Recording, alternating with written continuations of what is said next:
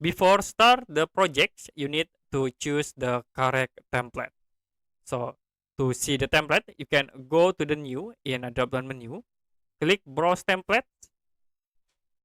And if you want to workings in inch, you can use the AutoCAD.dwt template. Or if you want to workings in millimeter, you can use AutoCAD ISO.dw template. So I will use these templates in millimeter. Click open. And if you want to change these templates into another unit, you can type min dwg unit, press enter, and in it will be show for the unit for length 3.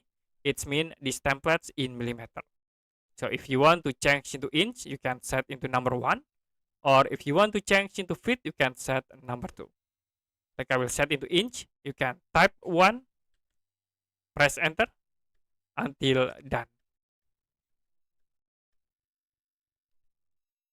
Okay, that's it for the basic tutorials to using the correct template for your project.